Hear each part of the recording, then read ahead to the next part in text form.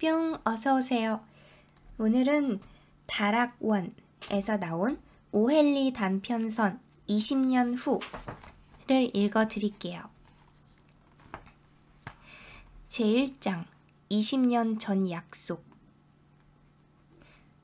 그 경관은 인상적인 방식으로 그 거리를 순찰했다. 주변에 사람들이 거의 없었으므로 과시용으로 그러는 게 아니라 습관적인 것이었다. 고작 밤 10시인데도 비가 섞인 쌀쌀한 돌풍은 대부분의 사람들을 집 안으로 몰아넣었다. 경관은 문들이 잠겼는지 확인하기 위해 다니면서 문을 조사했다. 그는 무술고수라도 되는 양 곤봉을 돌렸다. 그리고 때때로 큰 길 쪽으로 감시의 시선을 던졌다. 경찰은 큰 체형과 자신 있는 걸음걸이로 치안을 유지하는 수호자의 멋진 모습을 연출했다. 그가 맡은 지역은 대부분의 상점들이 밤에 일찍 문을 닫는 곳이었다. 이따금씩 주류 상점이나 밤샘 영업을 하는 소규모 식당의 불빛이 보이긴 했지만 대다수의 가게들은 이미 몇 시간 전에 귀가한 사업주들 소유였다. 어느 구획으로 절반쯤 내려오다가 경관은 갑자기 속도를 늦추었다. 철물점의 어두운 입구에 한 사내가 길에 서 있었다. 그는 불을 붙이지 않은 담배를 입에 물고 있었다. 경관이 그에게 다가가자 그는 재빨리 말했다. 아무 일도 아닙니다, 경관님.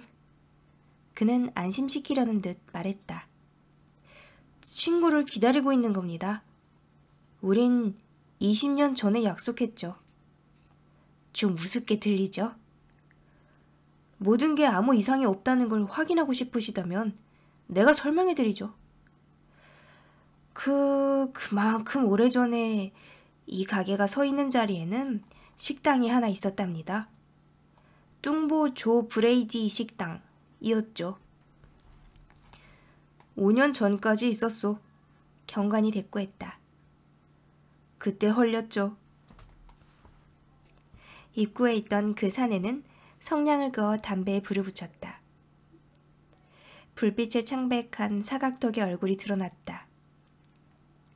눈매는 날카롭고 오른쪽 눈썹 근처에 작고 하얀 흉터가 있었다.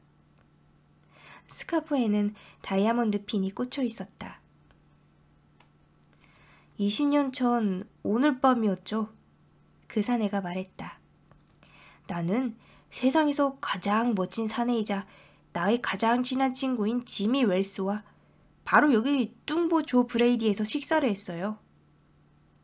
그 친구와 난 이곳 뉴욕에서 형제처럼 함께 자랐답니다. 난 18, 지미는 20살이었죠.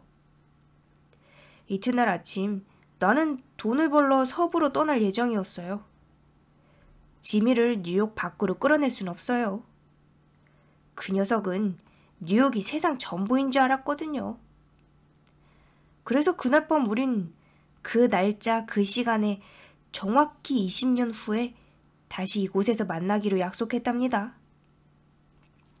우리의 사정이 어떠든지 또 와야 될 거리가 얼마이든지 가네요. 20년이면 우리는 각자 자신의 운명을 개척해 나가고 돈도 벌고 있을 거라고 생각했죠. 얼마가 되든지 말이에요. 아주 재밌는 이야기로군요. 경관이 말했다. 그런데 내가 보기엔 그 만남 사이에 다소 오랜 시간이 흐른 것 같네요. 떠난 후로 친구 소식은 듣지 못했소? 글쎄요.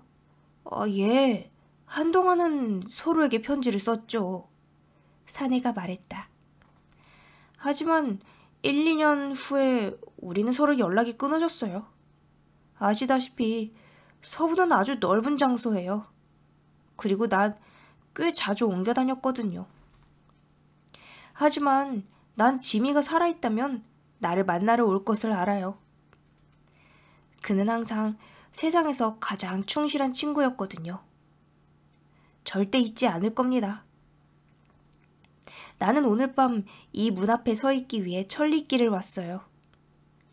만약에 내 옛 친구가 나타나기만 한다면 그럴 만한 가치가 있는 일이죠. 기다리는 사내는 값비싼 시계를 꺼냈다. 시계줄에 박힌 다이아몬드가 희미한 가로등 불빛에 번쩍 빛났다. 10시 3분 전이네요. 그가 말했다. 20년 전 우리가 여기 식당에서 헤어질 때는 정확히 10시였답니다. 서부에서 꽤 잘 나갔던 모양이요. 그렇지 않소? 경관이 물었다. 그럼요. 지미가 내 절반만이라도 잘 되었기를 바랍니다. 착한 놈이긴 해도 좀 게을렀거든요. 난 돈을 벌기 위해 머리가 비상한 인간들과 경쟁해야 했지요. 뉴욕에 있으면 게을러지기 쉬워요.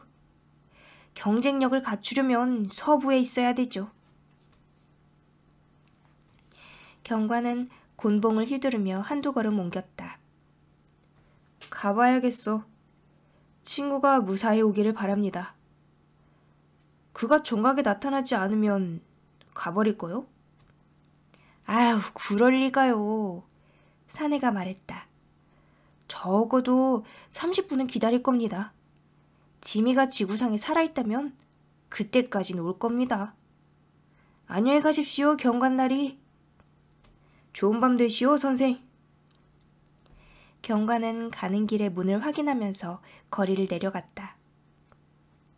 이제는 차가운 비가 약간 내리고 있었고 바람은 점점 강해져서 끊임없이 불어댔다. 거리에 있는 몇 안 되는 보행자들도 코트깃을 높이 세우고 손을 주머니에 넣은 채 우울하고도 조용히 걸음을 재촉했다. 그리고 철물점 입구에서는 어린 시절 친구와의 약속을 지키기 위해 천리길을 달려온 사내가 그것이 얼마나 우스꽝스럽게 보이는지는 상관하지 않고 담배를 피우며 친구를 기다렸다. 사내가 20분가량 기다리고 나니 긴 외투를 입고 옷깃을 귀까지 올린 키가 큰 남자가 맞은편 길에서 서둘러 길을 건너왔다. 그는 곧장 기다리고 있는 사내에게 다가왔다. 밥, 자넨가? 그가 의심스럽게 물었다. 지미 웰스, 자네 맞나? 문 앞에 있던 사내가 외쳤다. 믿을 수가 없군. 방금 온 남자가 소리치며 자신의 손으로 상대의 두 손을 움켜잡으며 외쳤다. 바비로군. 약속을 지켰어. 사람만 있다면 여기서 자네를 찾게 될 거라 확신하고 있었네. 그래, 그렇고 말고 20년은 긴 세월이지. 그 옛 식당은 없어졌네, 밥. 우리가 거기서 또 한 번 저녁을 먹을 수 있도록 그 식당이 있으면 좋았을 텐데. 서부는 어떻든가, 친구? 최고야. 원하는 건 다 얻었지. 지미, 자넨 많이 변했군? 자네가 이렇게 키가 큰 줄은 몰랐는데. 내 기억보다도 꽤 몇 센티 더 큰걸? 아, 20살 지나서도 좀 자랐지. 뉴욕에선 잘 지내나, 지미? 그럭저럭. 시청의 한 부서에서 근무하네. 가세, 밥. 내가 아는 데 가서 옛 이야기를 실컷 해보세. 두 사람은 팔짱을 끼고 거리를 걷기 시작했다. 서부에서 온 사내는 성공해서 흥이 나 있었다. 그는 자기의 경력 이야기를 털어놓기 시작했다. 다른 남자는 코트로 얼굴을 가린 채 열심히 이야기를 들었다. 모퉁이에 전등이 환하게 켜진 약국이 있었다. 불빛 속에 이르자 두 사람은 상대의 얼굴을 보려고 동시에 고개를 돌렸다. 서부에서 온 사내가 갑자기 멈춰서서 그의 팔을 빼냈다. 당신은 지미 웰스가 아니야? 그가 날카롭게 말했다. 20년은 긴 시간이지만 길고 가느다란 코를 짧고 뭉툭한 코로 바꿀 만큼 길지는 않아. 하지만 가끔은 착한 사람을 나쁜 사람으로 바꾸지. 키가 큰 남자가 말했다. 자네는 10분째 체포된 상태였다. 실키 밥. 시카고 경찰서에서 자네가 뉴욕에 올 줄 알았네. 그들은 자네랑 이야기를 좀 하고 싶어 하네. 조용히 갈 거지? 안 그래? 그게 현명하지. 자, 경찰서로 가기 전에 여기 자네에게 전해달라고 부탁받은 편지가 있어. 여기 창 앞에서 읽어도 좋아. 웰스 경관이 준 거야. 서부에서 온 사내는 그에게 건네진 작은 종이를 펴보았다. 편지를 읽기 시작할 때 그의 손은 흔들림이 없었지만 다 읽고 났을 땐 약간 떨고 있었다. 편지는 비교적 짧았다. 밥. 나는 정각의 약속 장소에 있었네.